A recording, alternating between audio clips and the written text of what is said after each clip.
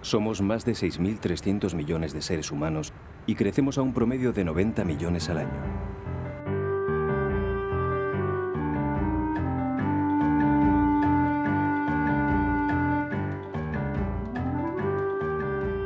La Tierra nos da lo mejor que tiene.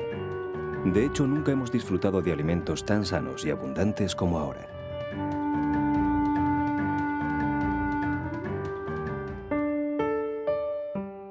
Sin embargo, para 3/4 partes de la población mundial, la alimentación sigue siendo una ardua aventura diaria que no siempre acaba en final feliz. La inteligencia humana se enfrenta a uno de los desafíos más acuciantes de su historia: el desarrollo de los medios necesarios para obtener alimentos abundantes, nutritivos y por encima de todo asequibles para cada uno de los individuos de la especie.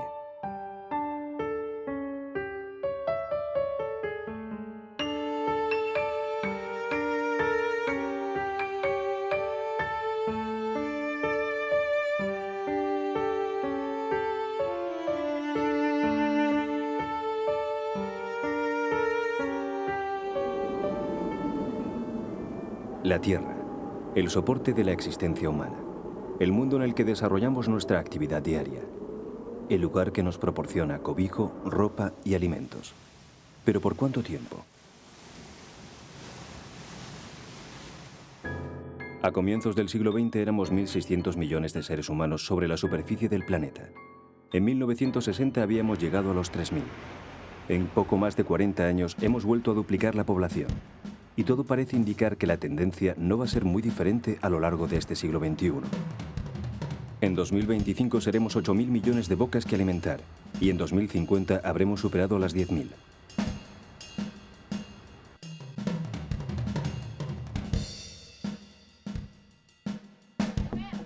No es fácil predecir lo que se podría llamar límite de carga del planeta, el número total de seres humanos que la Tierra puede soportar.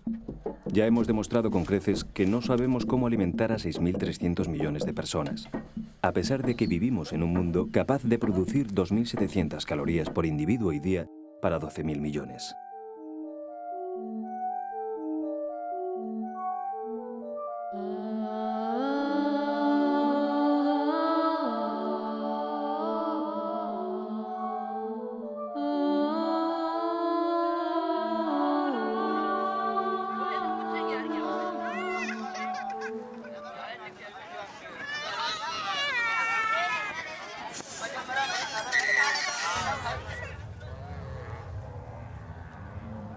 Hace tiempo que la actividad humana, en lo que a gestión de recursos alimenticios se refiere, no se ajusta a las necesidades de todos. La FAO, Organización de las Naciones Unidas para la Agricultura y la Alimentación, facilita cada año datos que hablan por sí mismos.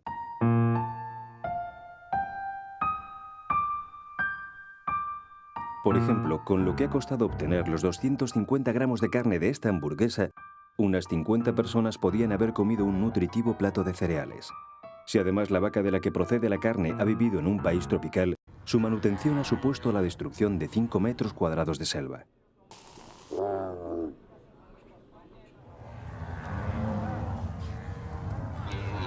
Actualmente mantenemos un promedio de 1.280 millones de vacas en todo el mundo. Unas 3/4 partes viven en el hemisferio sur. Sin embargo, casi todos los productos que se obtienen de su explotación se consumen en los países industrializados del norte.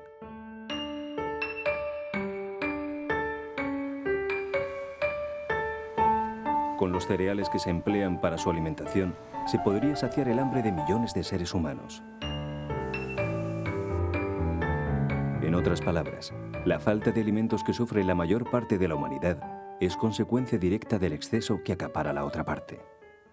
La humanidad en este momento se enfrenta en relación con los alimentos a dos tipos de problemas fundamentales. Por un lado, el hambre y las enfermedades carenciales, y por otro lado lo que podríamos denominar las enfermedades de la opulencia, fundamentalmente la obesidad, pero también la bulimia y la anorexia y otras.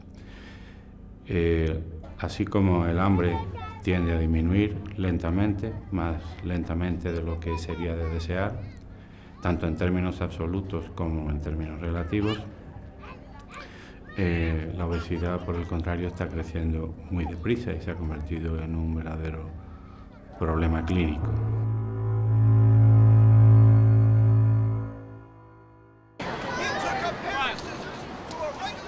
Algunas enfermedades de la opulencia figuran entre las primeras causas de muerte en los países desarrollados.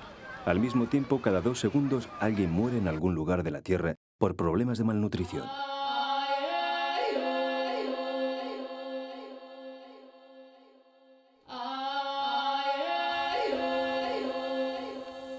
Existen estudios que prueban que para alimentar a toda la especie humana, bastaría con cultivar una superficie equivalente a la que ocuparía una zona del tamaño de América del Sur, empleando, eso sí, la tecnología adecuada. En la actualidad cultivamos casi 10 veces más. Los expertos en agronomía aseguran que estamos prácticamente en el límite del terreno productivo del planeta.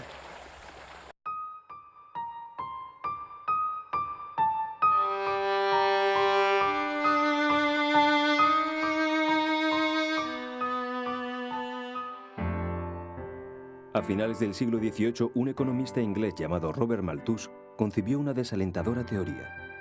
Sostenía que la población del planeta aumentaba en progresión geométrica y que la producción de alimentos lo hacía en progresión aritmética.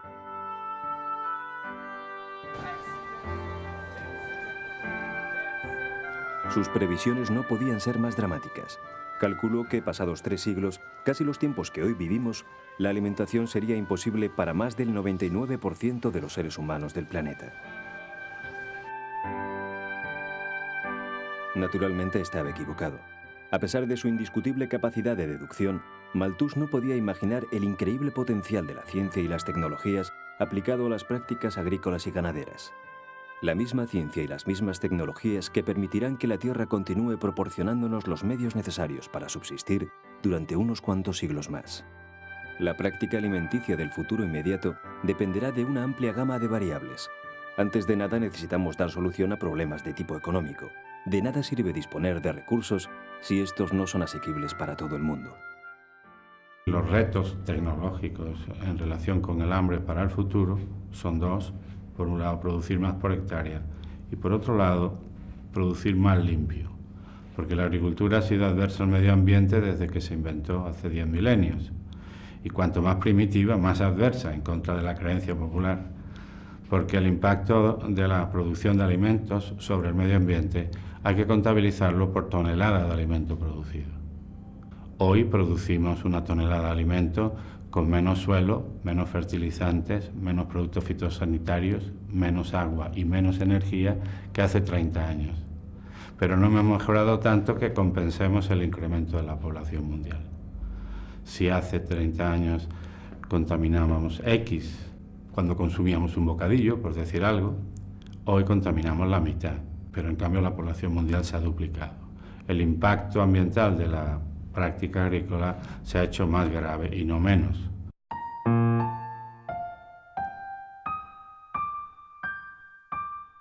Al mismo tiempo, iremos perfeccionando la salud humana con el desarrollo de nuevos alimentos. Llegaremos a entender que comer bien no tiene nada que ver con comer más o degustar los productos más exquisitos del mercado. Comer bien es facilitar al organismo los nutrientes esenciales para su desarrollo y conservación.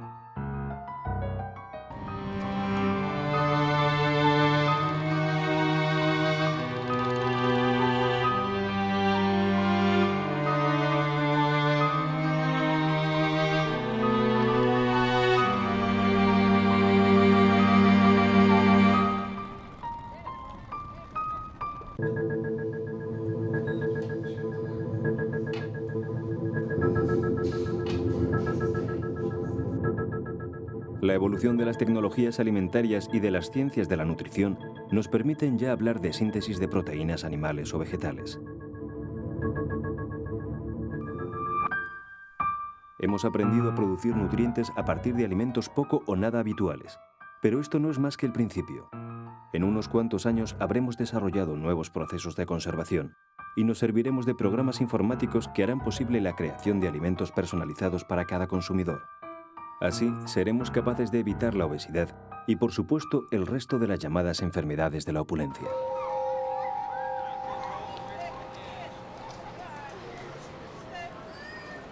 La alimentación infantil, por ejemplo, no solo propiciará un rápido crecimiento físico, también contribuirá a aumentar la actividad intelectual y física de cada individuo. Los nuevos alimentos harán de los hombres y las mujeres de la segunda mitad del siglo XXI individuos mucho más activos.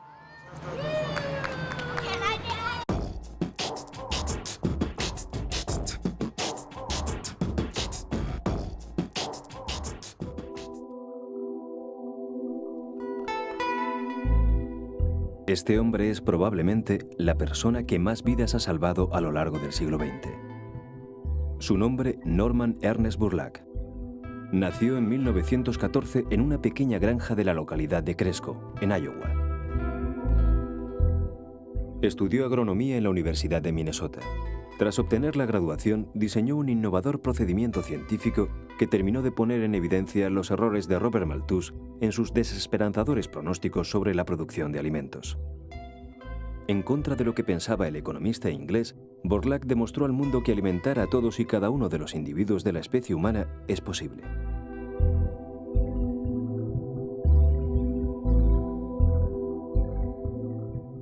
La historia comienza en 1942, cuando Norman Borlaug recibe el encargo de dirigir un programa de investigación agraria en México.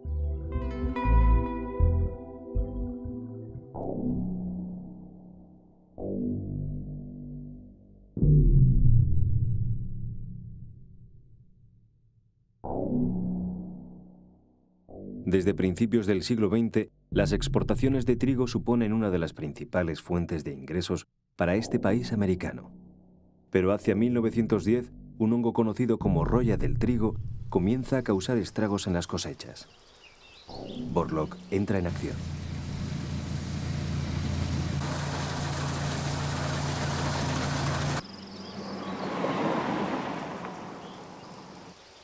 Durante los años 40 y 50, los expertos de este campo trabajan aplicando una regla de oro. La selección de cualquier variedad de planta debe llevarse a cabo en cultivos sembrados en la misma fecha, en la misma clase de terreno y bajo las mismas condiciones climáticas en las que el producto resultante vaya a ser consumido.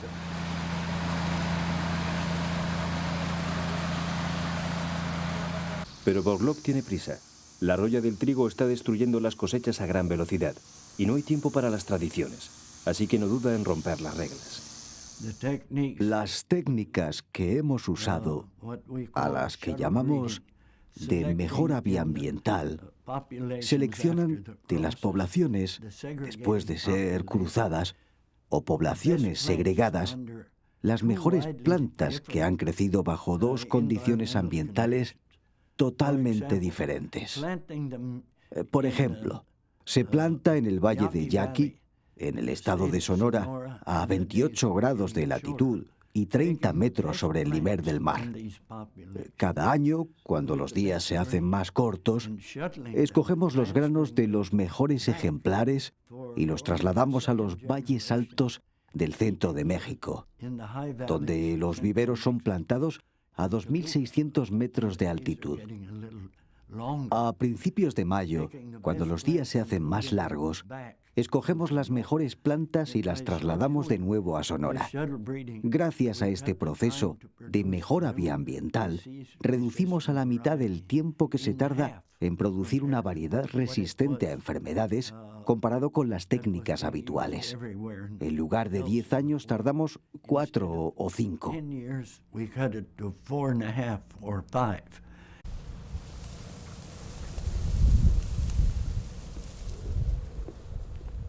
Pero aún hay más. Borlaug obtiene una variedad de trigo resistente a la plaga asesina, capaz de crecer en cualquier tipo de clima, altitud o época del año. Una planta con beneficiosas cualidades como el enanismo o el mayor grosor de su tallo. Las cosechas comienzan a ser más resistentes a los vientos y a las lluvias. Las semillas generan mayor número de tallos y más espigas.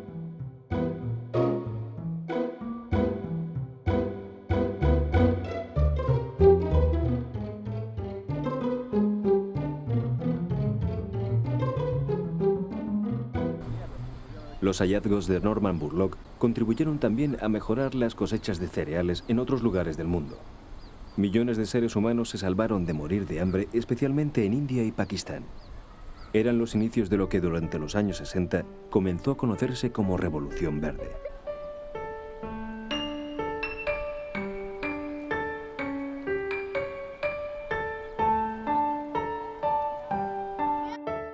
A finales de la década, Norman Borlaug había reunido probados méritos para ser distinguido con el Premio Nobel de la Paz, que recibió en 1970.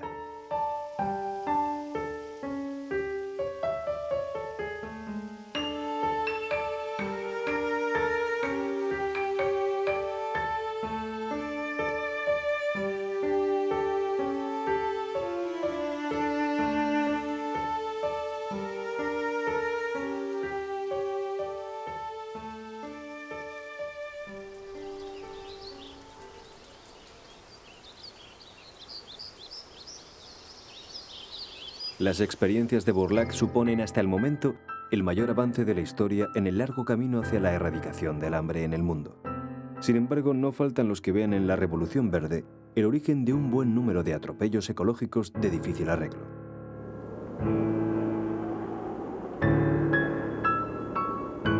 Las críticas hablan de daños irreversibles a la biodiversidad, de contaminación de ambientes naturales debido al uso prolongado de pesticidas y fertilizantes agrícolas.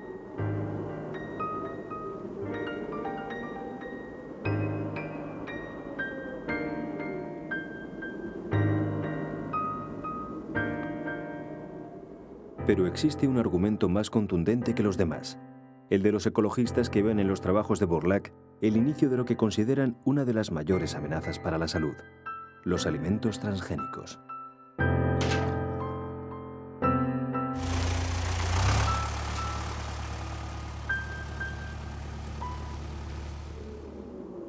Estos campos mexicanos son parte de las instalaciones del Centro Internacional para la Mejora del Maíz y del Trigo, el CIMIT. Aquí se desarrollan las que son probablemente las investigaciones más avanzadas del mundo en el amplio terreno de los cereales transgénicos. El maíz y el trigo proporcionan casi el 25% del total de calorías que se consumen en los países en vías de desarrollo. Entre los muchos objetivos del CIMIT está la mejora de los cultivos de estos cereales mediante la creación de nuevas variedades de plantas, capaces de resistir enfermedades, condiciones climáticas adversas o cualquier otra clase de agente hostil. En 6 meses, las plantas responden como esta en condiciones de sequía. Los controles responden más o menos así. Esta no es la única. Puedo mostraros miles de plantas que responden igualmente de forma satisfactoria. Todas sobreviven a la sequía. Esta es una respuesta que la biotecnología puede dar al mundo.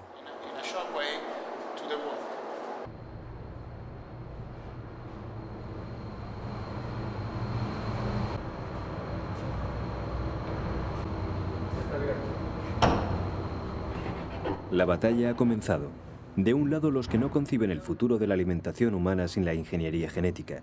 De otro, los defensores a ultranza de las técnicas agrícolas tradicionales sin productos químicos contaminantes, transgénicos o biológicos. Esta es la cuestión.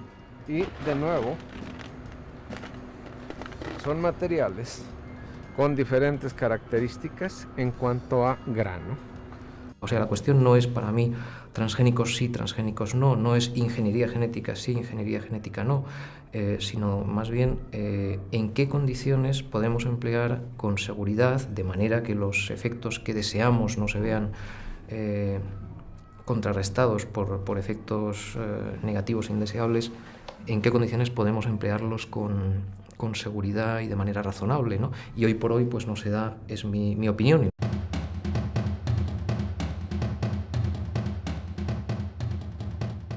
Leche con más calcio, café descafeinado desde el propio cultivo, huevos con menos colesterol, arroz de colores, sandías sin pepitas. Todos son alimentos modificados genéticamente con el objetivo de obtener cualidades concretas que no poseían en sus variedades naturales.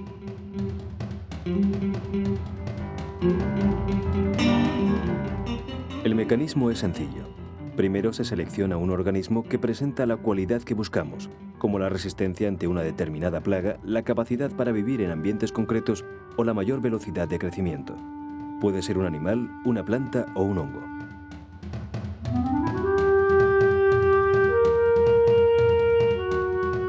Una vez que lo tenemos, buscamos el gen que produce la cualidad en cuestión. Lo extraemos y lo introducimos mediante distintos sistemas en el ADN receptor.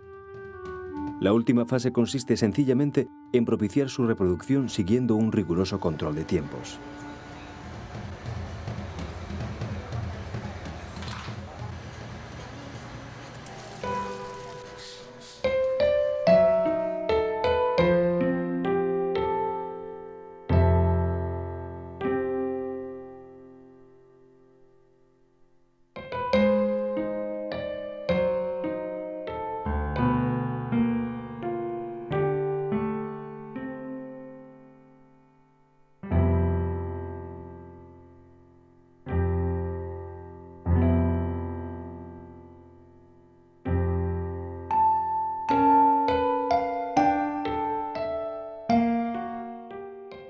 A mediados de la última década del siglo XX, los cultivos transgénicos cubrían una superficie de 2 millones de hectáreas en todo el planeta.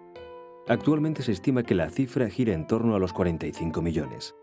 Aunque realmente el producto transgénico más cultivado hasta el momento es la colza que sirve de alimento a las vacas que acabarán convirtiéndose en hamburguesas.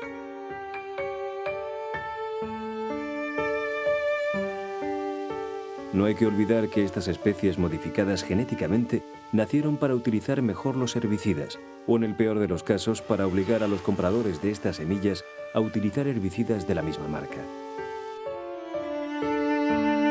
Pero a pesar de las continuas polémicas, todo parece indicar que el futuro de la alimentación mundial está en la ingeniería genética. Durante mi vida, la población mundial ha crecido de unos 1.600 millones a 6.100. Ahora somos cerca de 6.200 millones. Y en el año 2025 seremos probablemente 8.300. Podremos producir la comida necesaria para alimentar a esa cantidad de gente. ¿Y lo podremos hacer sin destruir nuestros bosques y el hábitat de nuestro mundo animal? Yo diría que sí. Podemos producir los alimentos necesarios si trabajamos de forma correcta, desarrollando mejores variedades a través de la investigación y mejorando las prácticas de cultivo, fertilizando más eficazmente. Better cultural practice to fertilize more efficiently.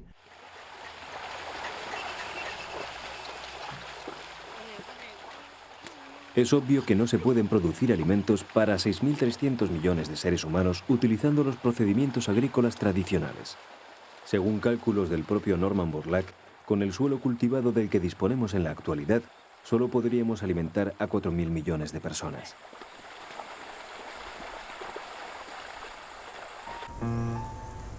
Además, necesitaríamos entre 5.000 y 6.000 millones de vacas más para producir el estiércol que haría falta para fertilizar las tierras de cultivo.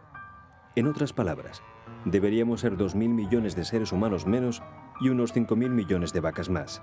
El supuesto es sencillamente inviable.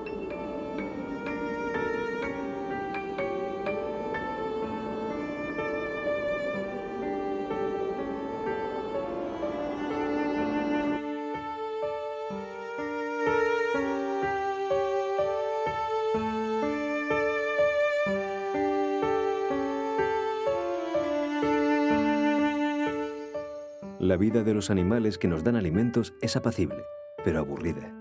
No han de preocuparse por buscar comida ni por protegerse del viento o la lluvia.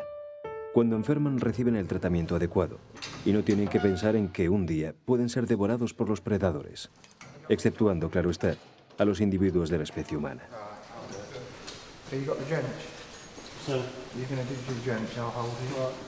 A cambio, pasan encerrados la mayor parte de sus vidas. Se alimentan de tristes piensos llenos de productos químicos y suelen morir jóvenes. Su vida sexual es prácticamente nula, y por si fuera poco, carecen de tiempo y espacio para juegos y esparcimientos.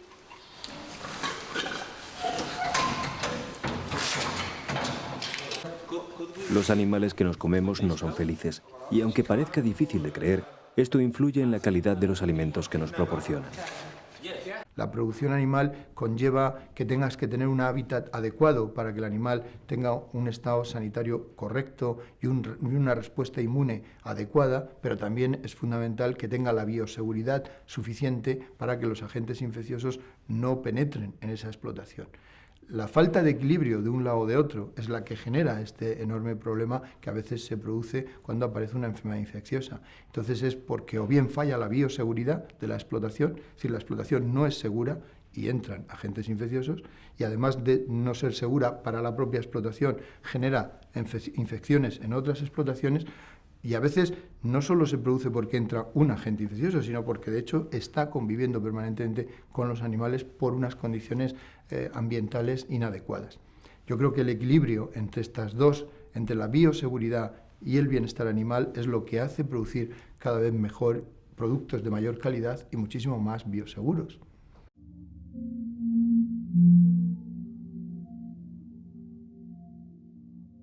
Somos conscientes de la necesidad de proteínas animales en nuestra alimentación. Sin embargo, no estamos en condiciones de asegurar que no vayamos a ser víctimas de futuras catástrofes alimentarias como la de las tristemente populares vacas locas.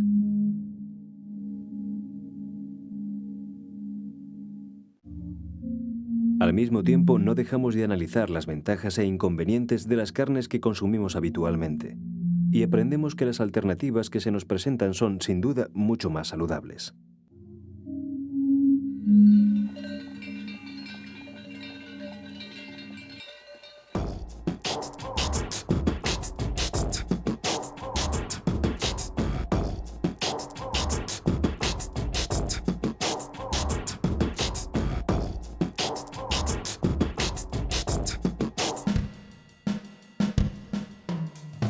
La carne de avestruz presenta un aspecto muy parecido a la de vacuno.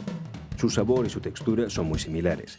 Tiene menos colesterol, menos grasa, menos calorías y casi las mismas proteínas que las carnes que consumimos habitualmente.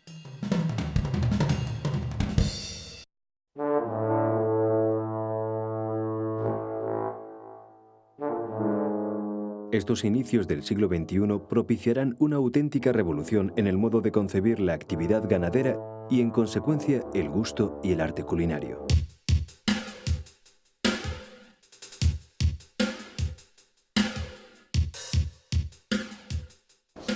Imaginemos un típico programa de cocina. El grillo es un alimento muy completo, es un alimento... El cocinero nos presenta los ingredientes. El aceite, el perejil bien picadito, la sal, la pimienta y, por supuesto, los grillos. Los grillos son insectos del grupo de los ortópteros. Estos animales se encuentran fácilmente y, lo más importante, no son nada caros. Así que no nos queda más que ponerlos en la sartén y darles el toque mágico con el perejil, la sal y la pimienta. Esperamos a que estén bien doraditos, que no tarda nada, y directamente a la mesa.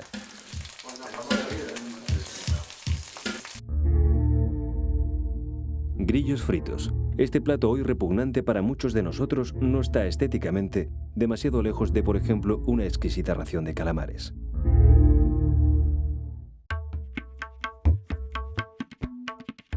Y es que los grillos son más recomendables para la nutrición humana que muchos de los alimentos que hemos elevado a la categoría de irresistibles. Son animales prácticamente vegetarianos. Su carne aporta un alto contenido en proteínas, es baja en colesterol y no engorda. Además, es barata, abundante y fácil de encontrar. En cuanto a su sabor, el referente más cercano puede ser el pollo.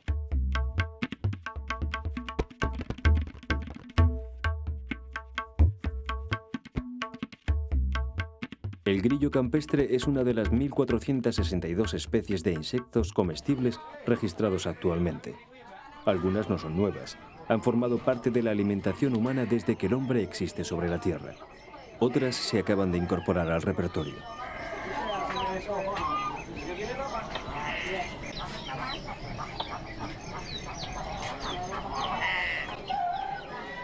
De uno u otro modo, los insectos se perfilan ya como parte de una amplia gama de ingredientes para las recetas del futuro, dada la creciente pérdida de vigencia de los sistemas tradicionales de producción y consumo de alimentos.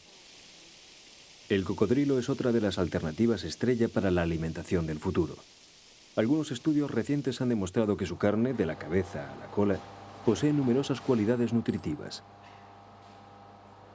Además, tiene menos colesterol que la carne de pollo, por ejemplo, y es especialmente beneficiosa para huesos y músculos. Las granjas de cocodrilo, que ya han comenzado a proliferar en Australia y en algunos países asiáticos, sirven su carne cuidadosamente cortada en filetes, costillas o solomillos.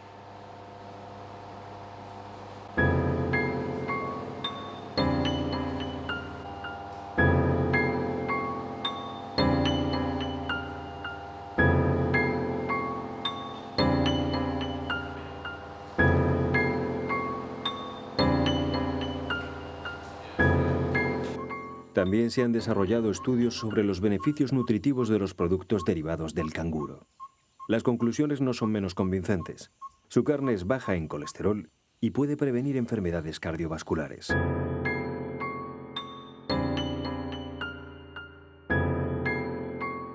El cambio de hábitos en el consumo de proteínas animales es inminente. Depende solo de que nos atrevamos a superar los prejuicios culturales que nos impiden saborear un buen filete de avestruz o un nutritivo plato de saltamontes fritos.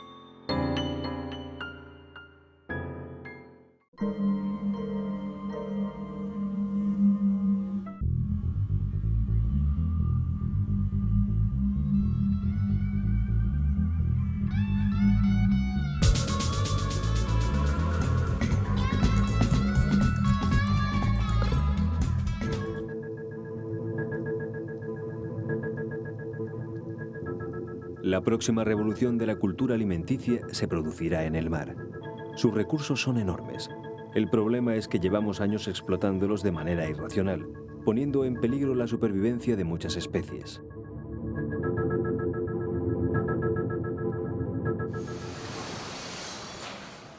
Hace ya 10.000 años que los seres humanos aprendimos a dominar los recursos de la tierra firme.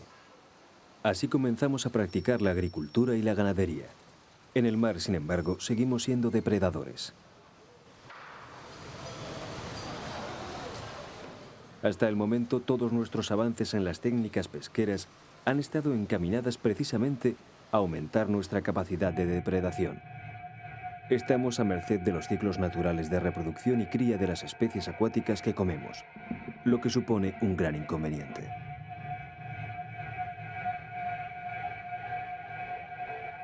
Si llegamos a dominar los alimentos marinos como dominamos los terrestres, podemos estar seguros de que llegará un día cercano en que el hambre habrá pasado a la historia.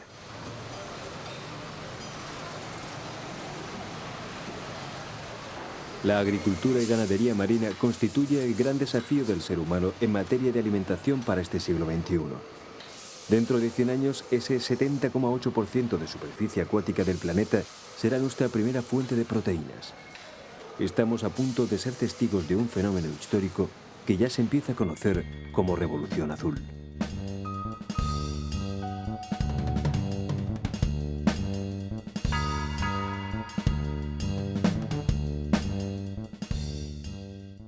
Estas doradas viven en cautividad. Al principio su dieta se compone de zooplancton y artemia, un diminuto crustáceo de uso habitual en los cultivos piscícolas. Después, durante la llamada época de engorde, se las alimenta básicamente con piensos compuestos de harina de pescado.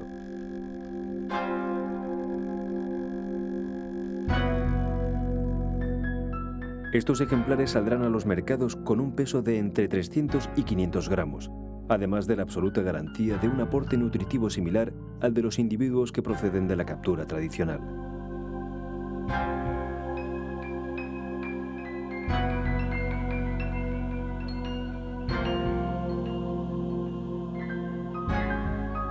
La acuicultura es una actividad que desde hace algún tiempo viene cubriendo una pequeña parte de nuestras necesidades alimenticias.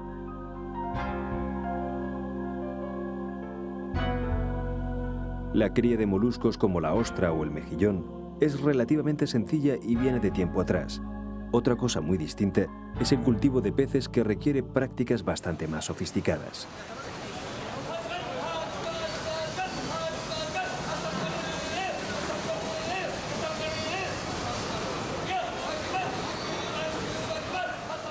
Los japoneses fueron los primeros acuicultores de la historia. Hacia mediados del siglo XX se aventuraron en el cultivo de la seriola, un pez de la familia de los atunes, cada vez más habitual en la actividad acuícola.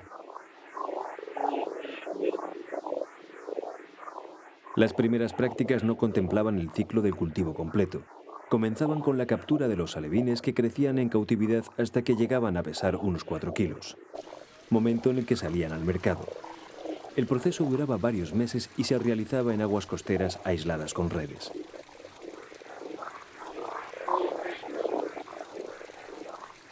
Actualmente la producción mundial de pescado mediante procedimientos acuícolas alcanza los 20 millones de toneladas por año. Una cifra que no nos permite por el momento prescindir de la pesca tradicional. Las pesquerías mundiales van a seguir proporcionando unos niveles de capturas que serían imposibles de proporcionar con la acuicultura mundial. Sin embargo, la acuicultura mundial va a aproximarse, a lo mejor si hoy es el 25% de todas las proteínas marinas que se producen en el mundo, puede llegar a un 50%. Pero eso sin sustituir a la actividad pesquera que se produce en todas las pesquerías mundiales.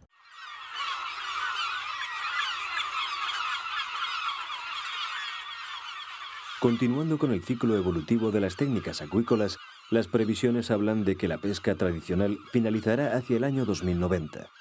A partir de entonces, el 100% de los nutrientes de origen marino serán fabricados en granjas.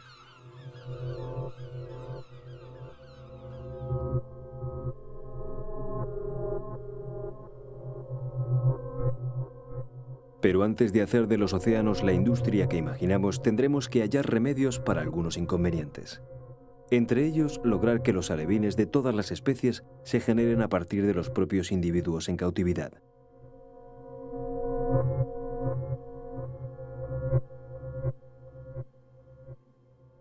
Los peces son animales ovíparos. Se reproducen poniendo millones de huevos, de los cuales solo unos pocos dan lugar a nuevos individuos. Y es que las circunstancias en las que estos seres han de dar sus primeros pasos no son nada propicias.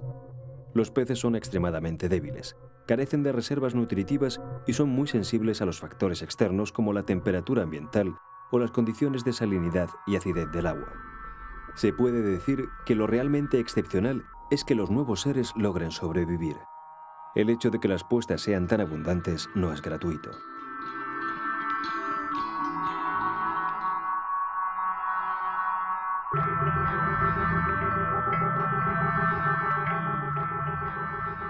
La situación es bastante más fácil en las granjas de animales terrestres, cuyas crías vienen al mundo con muchas más probabilidades de salir adelante.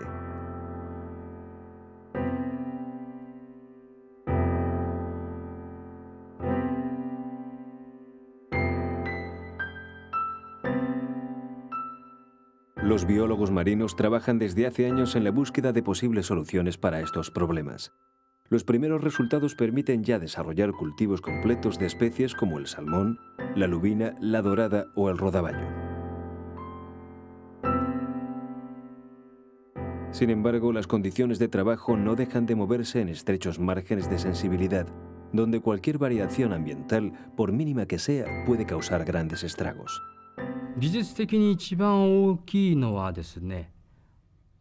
Criar pescados pequeños es difícil, puesto que no sabemos exactamente qué es lo que comen. Además, hay otros problemas que hacen complicada esta técnica, como las condiciones de las piscinas de cría, la calidad del agua o la cantidad de luz que deben recibir. En el caso del besugo y el lenguado, a pesar de que en la actualidad se crían con cierta facilidad, ha sido necesario realizar unos minuciosos estudios durante más de 10 años. Encontramos qué tipo de alimentación debíamos darles y desde ese punto de partida creamos las condiciones del agua, entorno y luminosidad necesarias para su cría.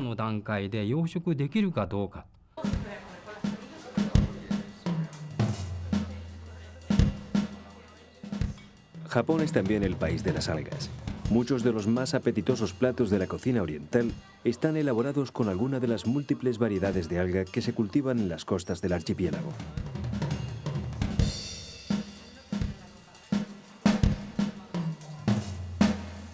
Aunque por el momento no son objeto de gran interés gastronómico en el mundo occidental, las algas cumplen también los requisitos para figurar en las recetas de la alimentación del futuro.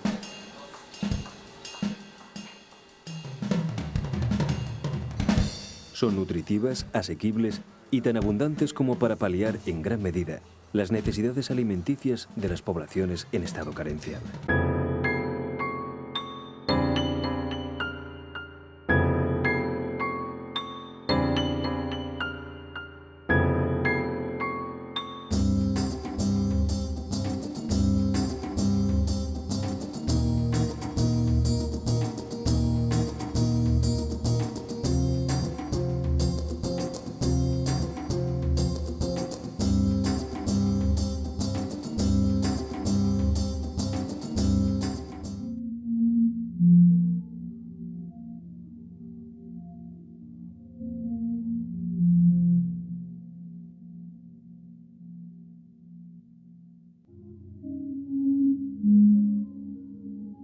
Desaprovechamos las enormes posibilidades que nos ofrecen los océanos, en gran medida por no saber muy bien cómo funcionan.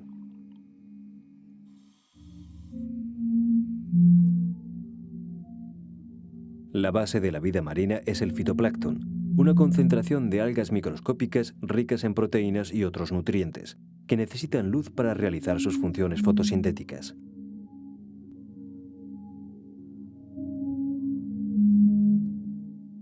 El fitoplancton es el alimento del zooplancton, formado por diminutos crustáceos que a su vez constituyen la dieta de la mayor parte de peces pequeños como sardinas, caballas, arenques o incluso de algunos grandes mamíferos marinos como las ballenas.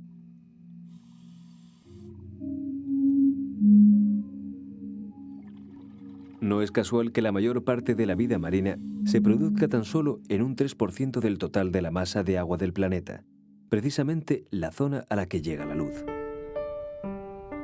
Pero ¿qué ocurriría si lográramos poblar de nutrientes el 97% restante del océano?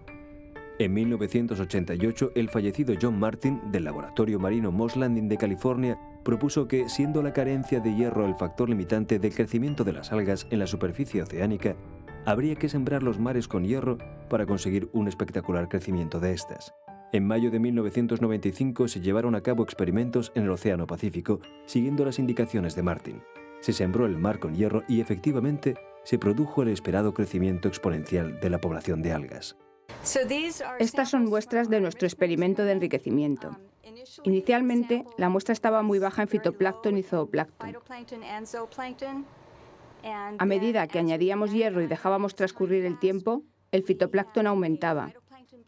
Está más verde y puede verse que está creciendo abundantemente.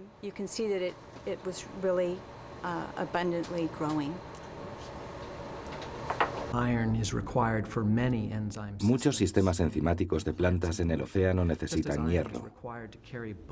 Así como el hierro es necesario para transportar el oxígeno en nuestra sangre, también lo es para que el fitoplancton recoja nutrientes y transporte electrones, formando así la clorofila.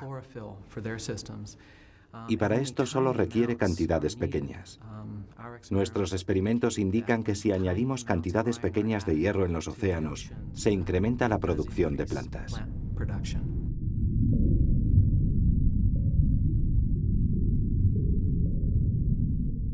Sembrar los mares de hierro, multiplicar la vida y, en consecuencia, disponer de más alimentos. Los océanos de la Tierra producen en la actualidad unos 150 millones de toneladas de fitoplancton. Otro procedimiento para aumentar esta cantidad consistiría en incrementar la luz que llega a la masa de agua. Iluminar el mundo submarino con potentes reflectores que facilitaran a las plantas el desarrollo de sus funciones clorofílicas en lo más recóndito de las profundidades. Disponer de los medios necesarios para poner en marcha una operación de esta magnitud no sería complicado.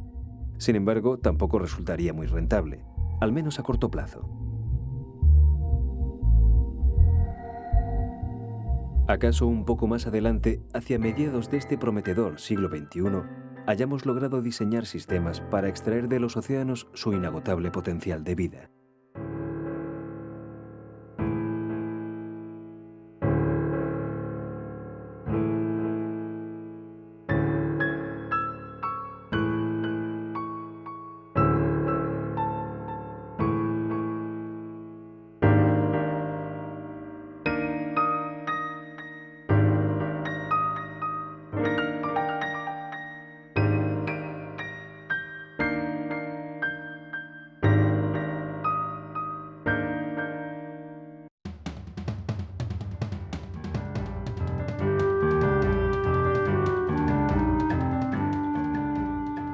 En los comienzos del siglo XX vivíamos en el planeta 1.600 millones de seres humanos.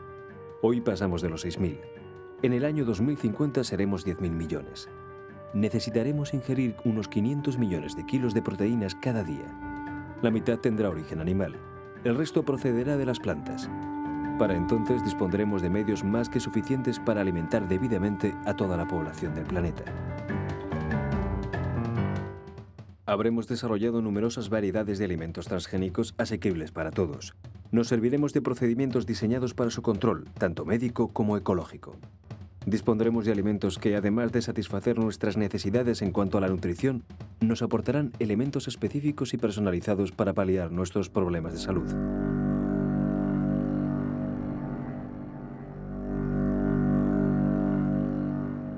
Habremos instalado granjas terrestres en las que criaremos animales que nos surtirán de sabrosos y saludables productos. En los mares tendremos una despensa inagotable de proteínas. Enormes granjas ocuparán sus aguas. Estarán protegidas por sistemas aislantes invisibles, quizá muros de ultrasonidos.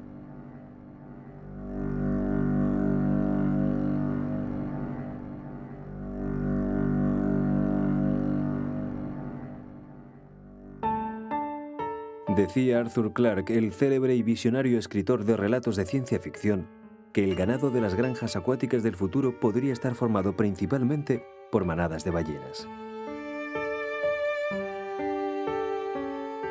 Por supuesto, la conjetura no es gratuita. La ballena es un animal extremadamente útil. Su carne es tanto o más sabrosa que la del ganado terrestre convencional. Al ser mamífero, su cría sería mucho menos compleja que la de muchas de las especies con las que trabajamos en la acuicultura actual. La cría de ballenas nos ahorraría, además, unos cuantos pasos en la cadena trófica, ya que se nutre directamente de los diminutos crustáceos que componen el zooplancton.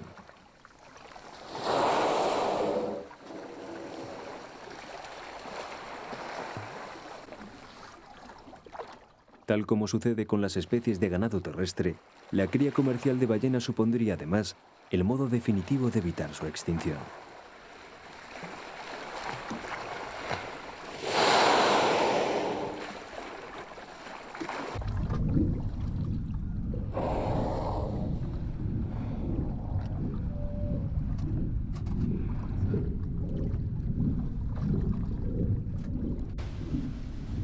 Nunca habremos estado tan cerca del mar como en los años que nos esperan. Las expectativas son tan alentadoras como se pueda imaginar. No sería nada aventurado pensar incluso en una futura colonización humana en los océanos. Es posible que las ciudades submarinas o flotantes que imaginaba Julio Verne no están tan lejos de la realidad como ahora nos pueda parecer. El mar es un mundo que tenemos pendiente. La humanidad está a punto de cerrar el círculo regresando a los océanos de los que un día salieron sus remotos antepasados anfibios.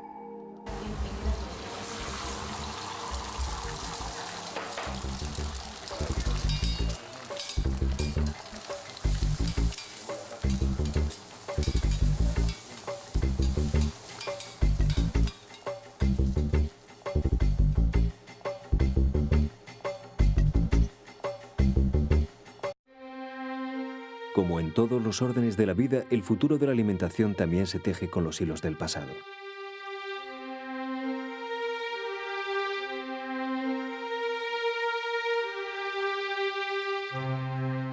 Las recientes crisis alimentarias han supuesto duros golpes que no vamos a olvidar fácilmente. Por eso no dejamos de desarrollar medios para que la cultura alimentaria que nos espera sea mejor para todos.